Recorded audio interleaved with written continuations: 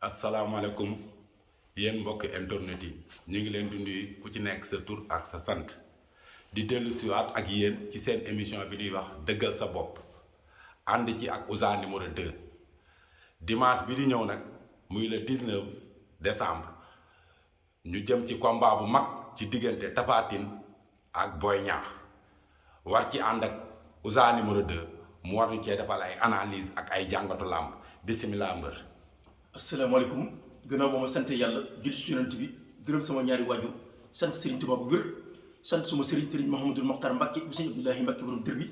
di siyaar Serigne Moutala Soyibu di siyaar Serigne Mouhamadul Habib Mbacke di leen ñaanal ñu yàgg loolu te wér ci barki xasida yi di nuyu nag suñu mbokk internet yi vraiment sant nañ leen gërëm nañ leen ci taxawaay bi waaw na ngeen gën a abonné te xam ni seen yëfu bopp la ñoo ngi ci gis suñu bopp baax a baax waaye nag soññale suñu yàlla na Serigne bi gën a kattanal surtout monde entier ak diaspora bi gis nañ taxawaay bi yàlla na Serigne Touba kàttanal def leen tawfeex ci barki xasida yi waaw ñoo ngi leen di siyaar yi ñëpp di leen jox seen wàccuwaay vraiment di nuyu nag mbokku internet yëpp vraiment di leen jox seen wàccuwaay vraiment tamit dafa am lu ma xewle muy le 17 décembre muy suma jour anniversaire ñu naan ko le 17 décembre muy anniversaire vendredi bii di ñëw incha allahu rabbi waaw ñoo ngi koy defee Parcelles Unité 24 waaw kuréel xasida la doon waaw maa ngi ci woon ak suma xarit bi nga xam te ne moom bi États-Unis muy Mohamed taalibe bi Sëñ Amsatu borom jaay batu maraay xib ak Xaarim Ndiaye moom Unité 24 vraiment Matar Top maa ngi lay woo si bis bi sa bis la vraiment xam nga ak ñoom maam daaw xam nga vraiment Ali Thiam manal maa ngi woo ñëpp vraiment bis bi daal seen bis la ngeen xaar ko journée xasida yi la samedi incha allah vendredi le 17 décembre suma anniversaire la waaw maa ngi ci waaw ñëpp ci si woo Sénégal ñëpp. jërëjëf mbër yàlla nañ ci yàlla yóbboo ak jàmm ñu ñëpp ñu tal ko te fekk bu loolu weesoo nag dama bëgg nag nga ñëw waxal ma ci ñaari mbër yi buy Tapha Tine ak Boy Niang seen jaar-jaar ci làmb. combat bu neex Tapha Tine c'est un grand champion kan la dajale ñu ne Modou Ngom Boy Niang 2 le fils de De Gaulle ñaari ndaanaan ñaari champion ñaari mbër gox Tapha Tine nag ndaanaan la maa dee rek Bombardier rek doy na way maa dee rek Elton doy na way maa dee rek Cech maa dee rek Abdou Diouf maa dee rek Boy Sey maa dee rek Saka Dior maa dee rek Guy gi maa dee rek Zos loolu permet dàpp ko de Tapha Tine c'est un grand champion Boy Niang 2 nga ñëw ci moom maa daan Sa Thiès rek ndam la daan Guy gi daan Saka Dior numéro 2 daan Les 2 daan Garga Boy Niang champion la ndaanaan la ñaari champion lañ daan ak ñaari mbër gox lañ boole Boy Niang su jógee Pikine Tapha Tine jóge Bawol ak Medina événement la de lamb di ko dàq bi waaw lamb ci neex la. jërëjëf waaw mais gis nañ ci bi nga indee ñaari mbër yi ñoom danoo bokk ñetti mbër yoo xam ni ku ci nekk daje na ak moom muy Zos muy guy gi ak Saka Dior ñoom ñett daal gis nañ ni ñoom mbër yoo ñoom ñëpp daje nañu ak ñoom léegi yow nan bañ jàngat nga gis ci loolu. waaw maanaam bokk na ñetti adversaire sooy seet Tapha Tine dafa daan Saka Dior daan Zos daan guy gi Boy Niang dafa daan Saka Dior daan guy gi échec si Zos waaw kon sooy seet kii dafa am fii 3 victoires kii am fii 2 victoires ak benn défaite waaye nag lamb la lamb tey mën nga daan kii ñëw daan kii ñëw daan kii waaw lamb ku leen ne maa ko xam ne ko bàyyi ba dimanche kenn xam ñoom même ay champion lañu ay ndaanaan lañu di Tapha Tine di Boy Niang bis bu rëy la le 19 incha allah décembre Pape Guédis nag moo ko tëgg combat bu neex arène nationale ku man de ku mu fa dëgg ne marché parce que kenn du fa juti parce que lamb amateur waaw vraiment. waaw léegi boo ñëwoon ci jàngat mbër yi luy avantage combat bi ci côté technique bi avantage ku ci nekk muy Boy Niang muy Tapha Tine. waaw su may noonu mu Tapha Tine li ma koy diggal ci combat bi comme moom pied gauche lay teg di xeexee gauche di xeexee hyperkill waaye combat bi tey su ma ko doon diggal ni mu bëri Yékini jour lay bëri Boy Niang parce que Boy Niang day teg droite di xeexee droite kon Tapha Tine li avantage am ci combat bi mooy toog ci ay tànkam mbaar ko tallal ko loxo gauche ba ko Boy Niang du ko gis ba pare diroo ko taxu ci kaw day dem gauche mu fatt ko day dem droite mu fatt ko bu léegi Boy Niang nan lay def xeex songu wala jéggi saw Tapha Tine loolu mooy avantage ci combat toog ci ay tànkam ba ñu sig jonn parce que bi ko Ama Baldé daan dafa taxaw di léetoo sig jonn bi ko Ama jësa yóbbu dañ ko dëj mu ñibbi moom si lay soog xam daan mais combat bi war na ko ñëwee parce que li may xamal mooy Boy Niang droite lay teg di xeex droite pour mu duma Tapha Tine dina jafe waaye mën na ko toucher duma ji dina jafe mais mën na ko toucher te Boy Niang tamit bi mu nekkee xale la jàng xeex mën na xeex xam na ni muy taxawee xam na ni muy presse parce que dama gis moom Lac de Guiers 2 man dafa ma bett quoi parce que dañ doon wax Boy Niang comme day bëri Lac te Lac lourd la war nañ ay déplacement latéral mais dafa suul tànk yi dër ko man loolu keroog moo jaaxal Leewtoo jege Lac lool te Lac moo ko paralos saa yu Lac déclenché mu dellu ko mi tëf su Lac defee gos mu ne ko tëf ba ni ñuy dawee jàppante bëri kon combat bi tey nag ñoom ñaar xaw nañu am tuuti lu matu parce que Tapha Tine yaakaar naa moo sut Lac de Guiers Lac njool la mais Tapha ko sut te tamit dafa am volume boo xamante ni macha allah Tapha su toogee ci ay tànkam parce que pied gauche lay teg dox ci kaw Boy Niang mbaar ko talal loxo gauche bi day gêné Boy Niang foofu nag mooy combat bi foofay combat la. mais da nga wax sànq ci Lac de Guiers wax ci Tapha Tine mais dañu gis ni Boy Niang bi mu bëri ak Lac de Guiers ak taille bi ak poids bi bon dañu gis ni daf ki am revers mooy daal jëlewu ci ndam tey jii bu fekkoon ni lu ñuy wax la dañ naan dafay passé oral ci Tapha Tine noo gisee loolu. waaw bokkul parce que Boy Niang préparation yi mën na wuti na parce que gis naa ko keroog gisuma ko nii bët mais gis naa ko télé bi signature contrat bi mais dafa mel ni dafa liggéey vitesse contre Lac de Guiers masse bi dafa bëroon trop léegi nag su fekkee da nga nekk bërikat dinaa naan te moom mbëru loxo la warul jël yenn poids yi parce que mbër dëgg soo mënee bëri soo diisee doo bëri non kon Boy Niang lan mooy doole mooy ni ma ko gisee forme bi athlète indi résistance tey Boy Niang mën na bëri 2 heures de temps ci combat bi parce que gis naa préparation ni mu mel muscle lañ di ba pare dagg ba pare am doole su sumee ko dañ ne kii daj na ay coono te lamb loolu moo ci am solo ndam suñu borom moo ko yore mais li ci am solo mooy nga indi fulla indi fayda soo sumee ko ñu ne macha allah li des nga bay ko tabaraka wa taala te Boy Niang c'est un grand champion ba pare ñuy ànd ak moom ay mbëri mag lañ surtout entraîneur boobu ñu doon xëcc kenn gënu ko xam lamb kuy sa papa ñu la déggoon non Boy Niang champion la te ndalal. mais Tapha Tine lan nga gis ni moom la war a moytu ci combat bi. Tapha Tine li ma koy digal mooy même ci bisu lamb ji waxuma ci biir géew sax même ci ko Boy Niang di róobe moom la concentré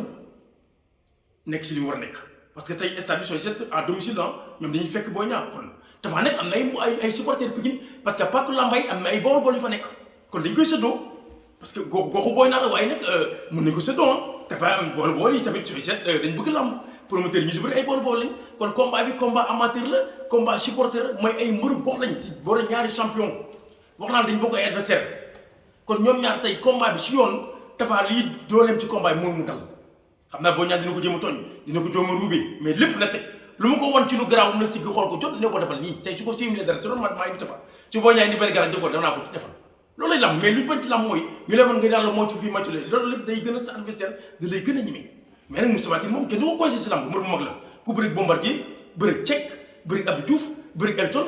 bëri Boy Sey bëri Saka Dior bëri Maodo Seras daan Yékini Junior ñaari yoon kon Tapha Tine nekkul lu ñu koy conseillé si lamb dañuy jox suñu xalaat rek waaye lamb ñun ñëpp ku si nekk si xalaat ngay joxe waaye kenn xamul lamb ku ne maa xam lamb nekk ba bi di mas waaye nag kenn combat bu doy war mais nag combat pièce la parce que Boy Niang da lay mel da lay ragal taragul la mën naa xeex mën naa bëri su ko neexee day song su ko neexee day taxaw dañ lay war ragal mais Boy Niang déggul sax ragal te doole ji ëpp na mu toll waaye kenn ne dajal ñu ne Moustapha Tine il pèse 140 kilos de muscle gis naa ko waaye na poids bi de bi mu bëri Yékini Junior gisoon na lool gën na waaye bii dafa mel ni mobile na te boobu Tapha Tine bu mobile mootul moom su loxo yi neexee lamb ji da métti de ñaari bagarreur lañ boole ak ñaari bërikat ba pare nañ def attention Tapha Tine mën na bëri du jafelee def luur muy moot gis naa keroog Yékini Junior dugg ci wet gi dafa tànt rek mu doon ko deuxième pied kon Tapha Tine mën na bëri bi muy daan El Hadj Diouf da ko xatar bi attention mën na bëri poids bi mu jël moo tax du bëgg a jël yenn risques yi mais c'est un grand champion. waaw gis naa ni bu ñu xoolee palmarès si ñaari mbër yi ak seen jaar-jaar ci ni ñu ko analyser dafa mel ni Tapha Tine mooy dem tout légèrement favori ci combat bi. waaw mooy favori. favori nag taxutu mën benn lu tax mu nekk favori sax moo ko jiitu si lamb ñaar maa bëri Bombardier maa bëri Abdou Diouf maa bëri Cech maa bëri Elton maa bëri Balla Gaye numéro 2 doomu Double Less kon Tapha Tine egg na ci lamb au sommet moom bi muy bëri Balla Gaye doon xëcc roi bi far mu perte ko waaye nag démérité wul dafa defar recul dugg ci kalaaf am fa ñaari victoire benn défaite ñu ne kan moo ko daan ñu ne Amadou Baldé su la daan du gàcce lamb loolu il faut fa sal am ci waaye nag après moo ko def mbër Tapha toog na ma 2 ans xaw ma 3 ans ñëwaat ci lamb daan Yékini Junior jégal boo xamante ni macha allah moo lay woon kon Tapha dafa nekk ci ay loxo champion la Boy Niang champion la ñoom naar nag ku nekk mën nga daan sa morom mais Tapha Tine mooy favori mais favori taxut a mën favori mooy jaar-jaar bi rek mais taxut a mën loolu ko léegi ñoom ñaar dugg nañ ci géew bi. arbitre bi sifflé. Boy Niang tooñ ko xeex ak moom. waaw. loolu ci yoon loolu mooy yoon lamb ci. Boy Niang warul nangu sax Tapha toog ci ay tànkam mbaar ko parce que Boy Niang bu leen fàttali droitier la te benn loxo lay xeexee man de bi ma xamee lamb ba léegi gisuguma Boy Niang xeex gauche droite non day teg droite di la jam droite bi waaye nag saa yu promisé mu contrôle waaye am na xeex bu gaaw waaye nag xam naa xeex bi yëpp day bëgg Tapha jug moom pour mu am dara foog Tapha jug mais su Tapha toogee si ay tànkam mbaar ko dox ci kawam tal loxo bi Boy Niang dina am tuuti problème il faut moom pour mu daan Tapha il faut Tapha bouger parce que poids lourd pour mu oy foog mu jug mais su taxawee day nekk super lourd te Tapha champion la waaye nag Boy Niang tacticien la te tamit ndaanaan la. ah kon daal ni ma gisee combat bi daal. combat bu nar a metti la waaye bu nu xeexee nag bu fekkee ni combat bi xam nga combat léeg-léeg day wor. ñu ñëw rek ñu xeex mu indil ko gi tàngaas bu xeex bu metti. waaw yow foofu loo gis ci combat bi. ñoom ñaar nit ñi bëri gisuma ñuy xeexee gi tàngaas parce que Boy Niang droite la di xeexee droite. combat bi Boy Niang waru ci xeex gauche droite non Boy Niang sax mosu ko def vraiment droite lay teg di xeexee droite di la tooñ parce que seen Boy Niang nan la daan saako doo ko tooñ mu jug mu xar parce que dóor suuf nan la daan les doo ko tooñ mu jug mu raw kon Boy Niang da lay wan ragal taragul la mun baa ngi dégg na ñu naan xaarkat la non attention day songu dafa songu saa kees dafa songu gargar dafa jël tànk mu dëpp ko kon Boy Niang mënu tànk la attention waaye man li ma koy digal mooy suy bëri Tapha Tine bu mu jékki-jékki rek soobu dem di songu Tapha Tine non li muy def na leer nañ parce que day bëri koo xam super lourd la mun nga daw di ko song su la boolee su la dóoree perkil lamb mun na fay te lamb ci attention dóorum daal sax mën na ci am parce que ñaari xeex lañ dóorum daal nag kenn du ko yóbbaale ci lamb kenn benn mbër du la dégg neen dama dem dóor ko naan déedéet coup par hasard la Boy Niang nag mosu fi dóor na sax mu daanu waaye dóor na mi Pape Sène arrêté tëpp Pape Sène def demi flexion mu eggal ko këpp kon Boy Niang am na arrêt de droite bu dal waaye Tapha Tine li ma gis ci xeexam day xeexee gauche di xeexee hypercule waaye Tapha Tine bi mu bëri Bombardier boobu nag la gën a nekk lesi ak Elton di leen dóor gauche droite tëf la tànk kii mu def déplacement latéral doo ko laal nga ñem même mu daw di ko song mu pompe la ay ko deret bi moom kenn du ko téye kon Tapha Tine ak Boy Niang mun nga si gis xeex mun nga si bëri waaye man sama yaakaar pour man ci bëri la jeexee waaye xeex mooy tàmbali bi. waaw xam naa na nga xeex mooy tàmbali bi waaye ñoom ñaar su fekkee jàppante am na ku nekk sëq sa gaño marom. waaw foofu. lan nga gis ci biir bëri bi foofu. xanaa bëri bu rëy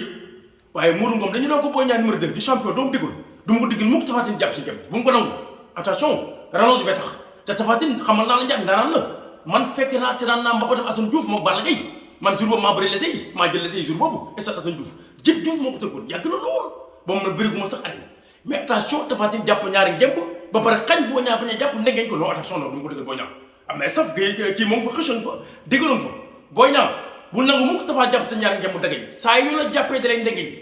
su la ndengeñ da lay xañ nga may jàpp su la xañee nga bañ su la daqee plaqué da nga jaxal mënoo ko résister déedéet pour mbor ko day jafe parce que Tapha rallonge bi tax te musuma gis Tapha ko mbor parce que rallonge bi tax Boy Niang saa ba yow sooy bëri Tapha Tine fekk comme yow xam nga Boy Niang mburu loxo la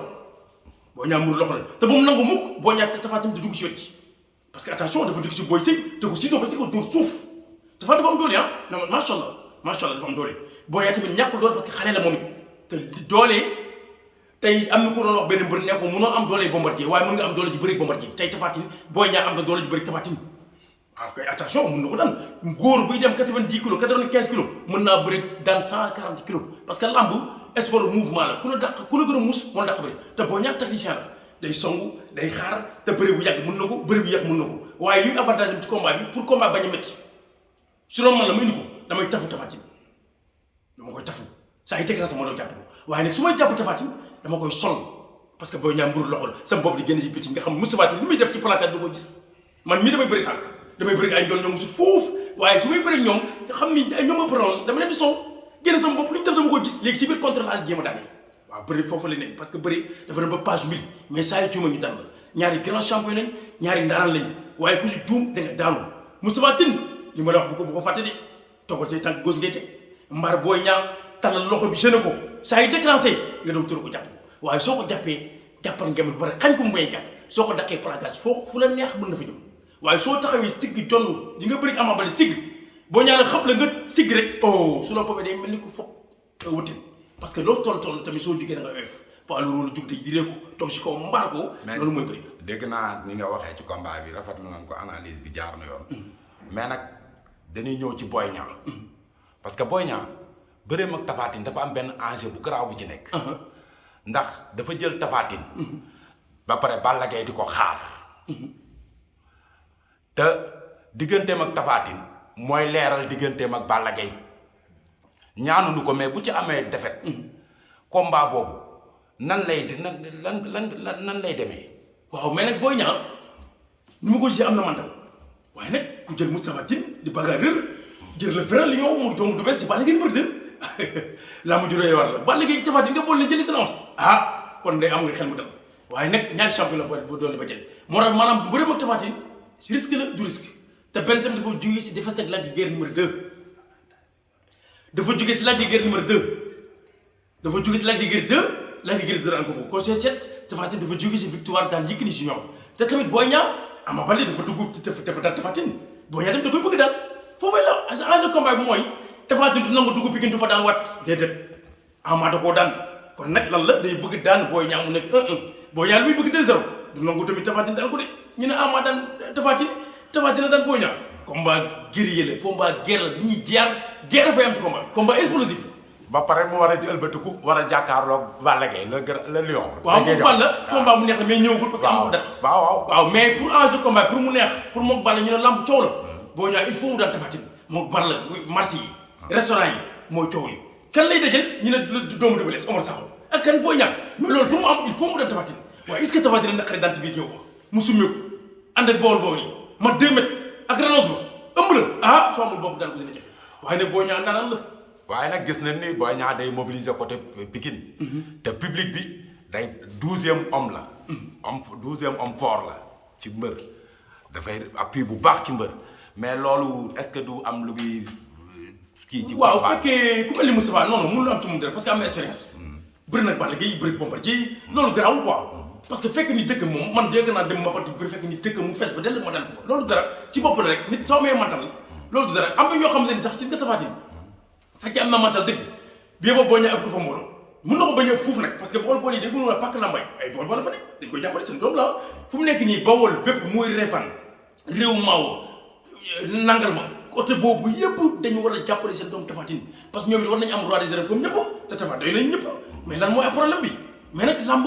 ku leen moo ko xam rek nekk bàyyi bi dimanche waaye ku muy day la mooy kan ñu ne doomu déggoo bi maa daan Sa Thiès maa daan Gouye Gui maa daan Garga non Boy Niang def na ay présum dafa échec rek ci Lac de Guiers te Lac de Guiers 2 ku mu daan du gàcce combat bu danger la ñoom ñaar bu danger waaye su doon may Boy Niang maa ngi bëri Tapha Tine moo xam te ne man 2 mètres du ma ko may rallonge de distance déedéet dama koy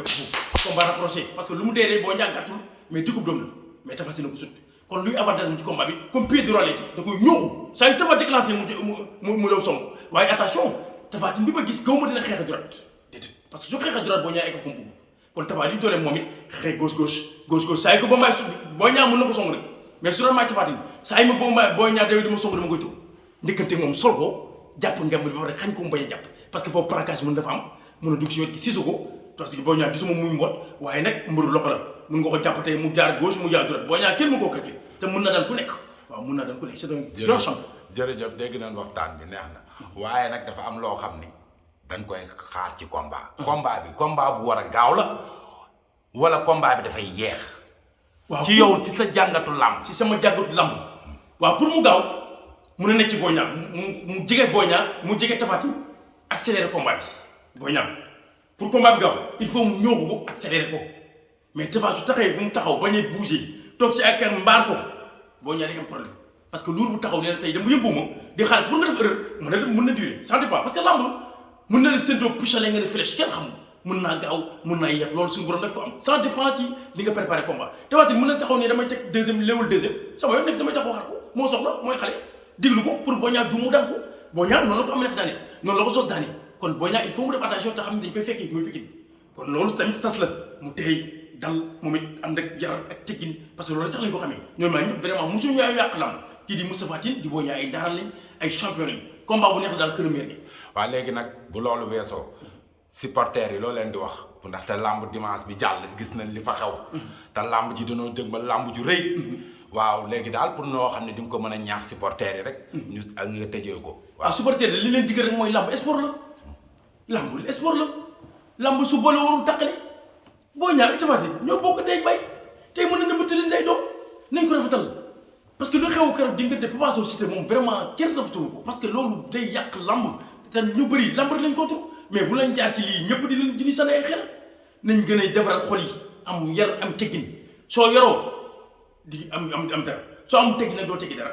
mais àddina lu ci am solo mooy nga yow suñ Muntaxa moo ko wax waaw ku yaru di nga am yar am ay teggin ku ci amul teggin nag doo teggi dara àddina lu ci am solo mooy am yar am teggin am taalib ñoo ngi koy seet nag su ñaan ñëpp boo ñaar sax soo gisee moom ñoo ngi ko fal ambassadeur non violence kon moom sax sooy seet moom mooy njëkkee loolu puis dañuy dal loi boobu rek xam ni sport la ku ci daan ñu accolade xam ni sport la ndam li génnul Sénégal ñaari grand champion lañ ñaari ndaanam lañ lamb noonu la lamb daanoo fi nekk lu bañ ci lamb mooy nga sumé ko am ay boss ak yooyu mais ñooñu ñaar ni mu leen gisee suñu dawee dongali boo ñaar aw gauche Tapha Tine aw droite oh foofay lamb ji attention boo ñaar Tapha Tine daanoon xanaa mbër ñu bàyyi la nga tëj rek waaw xanaa di gërëm ñëpp rek di gërëm ñoom kul yi grand lune maa leen di gërëm suma grand maa lay char di la jox sa wàcc waay ak Sidi Willier di san Sidi maa ngi koy char course Sidi borom ji li bay ak 14 moom ku bëgg def business moom ànd ak Sidi moom kenn moom daa mën ci bii boor mën ci bee boor di gërëm sama benn papa ñu naan ko Pa Ablaye Jong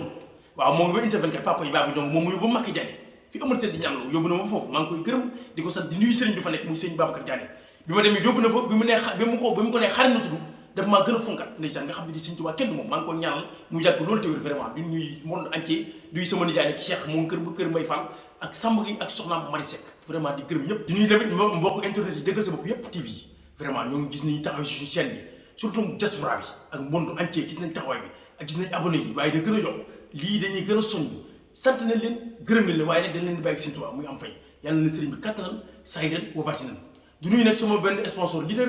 ñu naan ko Waaw Express waaw ñoo ma kattanal ñoo ma dooleel gis nañ taxawaay bi waaye nag ñoom it dama leen bàyyi sëriñ bi rek Sëriñ Tuubaa yàlla jox na ko àdduna jox na ko àllaxira yàlla na leen téel boppam saydan wa baatinan ci bari xasida yi vraiment di yëgal nag benn xeexoo muy sama bisu juddu ñu naan ko anniversaire ci tubaab maanaam muy le 17 décembre àjjuma incha allah rabbi man borom jumaa ñu naan ko suñu Xaadim maay def cant waaye cant yi nag kuréel xasida lay doon Jaalibatu Maraaxib dina fa ñëw Nuuru Daarayni ak gës boobu mooy le 17 décembre incha allah àjjuma Inter 24 en face kër Manga 2 di ci woo nag nga xam te ni su may nit lañ nga xam te ni ñoom seen mbir moo ñu boole muy sëñ Mouhamed taalibi sëñ am surtout borom Jaalibatu Maraaxib moom moo ngi ba États-Unis moom kenn du moom koor gi di fii jëf ba dama rus waaye nag Sëñ Tuubaa ku koy jëfal moom pay bi moom mooy taw fex bi maa ngi koy sant di ko gërëm di nekk Ousmane Seck ñoo foowandoo ñoo yorandoo moo ngi ba États-Unis xarit yu Yékini Junior bis bi tamit bisam la maam daaw maa ngi lay woow yow moom Sëñ Tuubaa ni boole Matar Top bis bi sa bis la yow ku baax nga vraiment Xaadim Njaay Inter 24 maa ngi lay woow manal tukulër nga xam te ne Haalpulaar bi waaw te bis la yow tamit vraiment di nuyu nag monde entier di woo ne diaspora tamit ñoom bis gis na daaw ni ñu ci taxaw ren tamit maa ngi leen ko yëgal seen xarit ma leen ko yëgalaat di nuyu nag le roi des arènes Modou Xarañ Lo vraiment macha allah kenn du moom bi ma ko waxee pour mu defal ma ci sama émission bi mais bi ma waxee moom kàddoom mu tuggee rek dama gis abonné yi daroon waaw macha allah Modou waaw yow daal dama lay bàyyi suñu borom am nga yar am nga teggin yàlla na la yàlla jàppale defal la tawfeex gudd fan ak wér waaw yow daal amul daal lu mooy sama xol moo fees parce que borom baax nga li nga def daal kawe na sama jox di nuyu nag Franc ak Goro Sock ak ñoom Dame Sène Balla Diouf Père Ndiouga Dia Papa Sow di si jiital nag suñu kilifa muy Père Ba kenn du moom day jëf te ci boole wax yàlla la yàlla jàppale Père Ba mooy la gudd fan mooy la wër entraîneur yi nag Lato kenn du moom Suka kenn du moom Balla Diouf kenn du ñoom ak laay ñoom bar maa ngi gërëm ñëpp vraiment du nuyu nag sama benn xarit bu nekk France muy Jerbaatu daa ak Kuli ñu naan ko Xaadim Njaay moo ngi ba France di nuyu tamit Chérif Ousmane Seck moo ngi Chérif Assane Seck waaw moom maa ngi koy nuyu baax a baax ak Sidi Willier moom coach Sidi borom jili may ak Inter 14 ku bëgg fitness moom ànd léegi Sidi maa ngi koy sar bu baax di ko jox wàccu waay suñ juumee rek xam ne ñun ñoo mati ni su baaxee tabaraka wa taala kon nag allahumma laqana bari fa